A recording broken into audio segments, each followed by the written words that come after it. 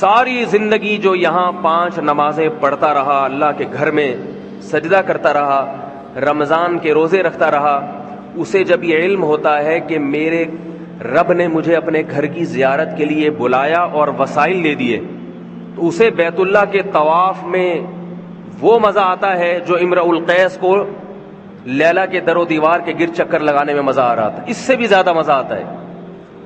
بیت اللہ کا طواف یہ دیوانگی کا ایک اظہار ہے، محبوب کے در و دیوار کے گرد گھومنا، چکر لگانا۔ حضرت ہاجرہ رضی اللہ تعالی عنہا نے اللہ کے لیے قربانی دی، تو اللہ تعالی حاجی کو چکر لگواتے ہیں وہاں پہ، یہ بھی دیوانگی ہے، کیونکہ حضرت ہاجرہ اللہ کی محبت میں دیوانی ہو گئی تھی۔ کوئی عورت اپنے بچے کو کسی کی محبت میں جنگل میں رکھنے کے لیے تیار نہیں ہوتی۔ اللہ کو حضرت ہاجرہ کی قربانی کتنی پسند آئی، صفا اور مروہ کے پہاڑ پہ دوڑی ہیں، تو حاجی کا حج قبول نہیں ہوتا۔ محمد صلی اللہ علیہ وسلم بھی صفا اور مروہ کے پہاڑ پہ دوڑے ہیں، حضرت ابو بکر بھی دوڑے ہیں، حضرت عمر بھی دوڑے، حضرت عثمان بھی، حضرت علی بھی، عبداللہ ابن مسعود بھی، عبداللہ ابن عمر بھی، بڑے بڑے صحابہ، تابعین، امام ابو حنیفہ بھی، امام شافعی بھی، امام احمد ابن حنبل بھی، امام مالک بھی، امام بخاری بھی، امام مسلم بھی، جنید بغدادی بھی، شیخ عبد القادر گیلانی بھی۔ کوئی ولی اللہ ایسا نہیں ہے جو بیت اللہ کی زیارت کے لیے گیا ہو اور حضرت ہاجرہ کی طرح پہاڑ پہ اس نے دوڑ نہ لگائی ہو، کیونکہ اس کو معلوم ہے کہ میرا حج اور عمرہ قبول نہیں ہوگا جب تک کہ میں یہاں چکر نہیں لگاؤں گا۔ کیوں میرے بھائی؟ اللہ بتاتے ہیں کہ اللہ کے ہاں قربانی کی قدر ہے، قربانی کی۔ اللہ بھی اپنے محبوب کو تھوڑا سا تکلیف میں ڈالنا چاہتے ہیں۔ کیوں؟ اللہ بھی یہ دیکھنا چاہتے ہیں کہ میری محبت میں یہ ذرا دیوانہ تو ہو، پاگلوں کی طرح دوڑے تو صحیح۔ اللہ کو بھی مزہ آتا ہے اس سے، اللہ بھی یہ منظر دیکھ کر خوش ہوتے ہیں، ورنہ اللہ کے لیے کوئی مشکل نہیں تھا۔ ادھر حضرت اسماعیل نے رونا شروع کیا، ادھر اللہ تعالیٰ چشمہ پیدا کر دیتے۔ 7 چکر لگوائے اللہ نے حضرت ہاجرہ سے صفا اور مروہ کی پہاڑی پر، اور ان کے صبر کا امتحان بھی لیا اور ان کو آزمایا، ان کو رلایا، ان کو پریشان کیا۔ اس کے بعد اللہ نے زمزم کا چشمہ جاری کر دیا۔ 4000 سال گزر گئے ہیں، وہ چشمہ رکنے کا نام نہیں لے رہا۔ دوسری قربانی جو اللہ نے وہاں لی وہ حضرت ابراہیم علیہ السلام سے اپنے بیٹے کی قربانی مینا میں۔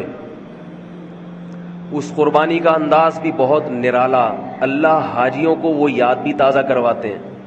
ہم تو یہاں بقرعید میں صرف ایک جانور ذبح کر کے یاد تازہ کر لیتے ہیں نا، لیکن حاجیوں کے لیے جو اللہ نے رکھا ہے پورا حساب کتاب۔ ابراہیم علیہ السلام یہاں سے چلے تھے اپنے بچے کو لے کر، یہاں شیطان نمودار ہوا اور حضرت ابراہیم کو اس نے بہکایا۔ کیا بہکایا؟ بیٹے کو، خوبصورت بیٹے کو جس کی اللہ نے بشارت دی تھی، اس کو قتل کرنے جا رہے ہو۔ پھانسی گھاٹ کی طرف جب کسی مجرم کو لے جایا جاتا ہے تو ذرا اس کا منظر کسی سے پوچھا کریں کیا حالت ہوتی ہے۔ موت کے منہ میں جانا آسان نہیں، اور موت کے لیے اپنی اولاد کو لے جانا اس سے بھی زیادہ مشکل۔ اور بقرعید کے دن اور اس سے ایک دن پہلے 8 ذی الحجہ کو 3 خواب آئے کہ اس بیٹے کو اللہ کے نام پہ ذبح کر دو، اور مینا میں اپنے بیٹے کو لے جا کے لٹا دیا۔ فلما اسلما وتلہ للجبین، فرمایا جب دونوں باپ اور بیٹے فرما بردار بن گئے اللہ کے حکم کے سامنے اور لٹا دیا پیشانی کے بل، اللہ تعالیٰ کی طرف سے وحی آئی، وَفَدَيْنَاهُ بِذِبْحٍ عَظِيمٍ قَدْ صَدَّقْتَ الرُّؤْيَا، اے ابراہیم تو نے اپنے خواب کو سچا کر دکھایا۔ اللہ کو تجھ سے تیرا بیٹا ذبح نہیں کروانا، اس بیٹے کی نسل میں تو محمد صلی اللہ علیہ وسلم نے پیدا ہونا ہے، یہ کیسے ذبح ہو سکتا ہے؟ یہ بیٹا ذبح نہیں ہو سکتا، یہ تو دعاؤں سے آپ کو دیا گیا ہے۔ ابراہیم علیہ السلام نے بیت اللہ کی تعمیر کے وقت دعا مانگی تھی کہ میری نسل میں ایسے پیغمبر کو پیدا کر، یتلو علیہم آیاتک ویعلمہم الکتاب والحکمہ، جو تیری آیات ان کو پڑھ کے سنائے اور کتاب و حکمت کی ان کو تعلیم دے۔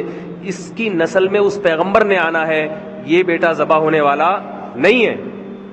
سب سے زیادہ برکت اسی بیٹے کی نسل میں ہوگی۔ اس سے پتہ چلتا ہے میرے بھائی، اللہ کے لیے جو قربانی دیتا ہے، جس چیز کی قربانی دے گا اللہ اس کی اسی چیز میں سب سے زیادہ برکت دیں گے۔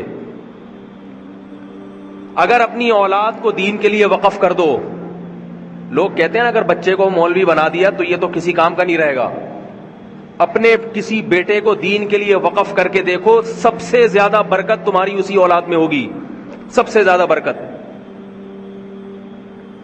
رسول اللہ صلی اللہ علیہ وسلم نے فرمایا حج اور عمرہ کرو، اس لیے کہ حج اور عمرہ فقر و فاقہ کو ختم کرتا ہے۔ کیوں؟ حج عمرے پہ پیسہ بہت خرچ ہوتا ہے، تو اللہ نے حج اور عمرے ہی کو فقر و فاقہ ختم کرنے کا ذریعہ بنایا۔ ہر چیز میں یہودیوں کی طرح کیلکولیشن نہ کیا کرو۔ ہر بات میں آج کا مسلمان کیلکولیٹر لے کے بیٹھا رہتا ہے، اتنی تنخواہ ہے، اتنے بچے، ایک اور آ گیا تو ایسا ہو جائے گا، ایک حج کر لیا تو یوں ہو جائے گا، بس وہ کیلکولیشن میں لگا رہتا ہے۔ لاتو کی فیوکا علیک، رسول اللہ صلی اللہ علیہ وسلم نے حضرت عائشہ سے کیا فرمایا؟ گن گن کے اور روک روک کے خرچ نہ کرو، اللہ بھی تمہیں روک روک کے دینا شروع کر دے گا۔ اللہ بھی پھر یہ دیکھے گا کہ تیرا ایک پیٹ ہے، تجھے 2 روٹیوں کی ضرورت ہے، اتنا کافی ہے بس، باقی مال میں برکت ختم کر دیں گے اللہ تعالیٰ۔ تو ابراہیم علیہ السلام نے اپنے بیٹے کی قربانی دی، اللہ نے اسی بیٹے کی نسل میں سب سے زیادہ برکت دی، سب سے زیادہ برکت۔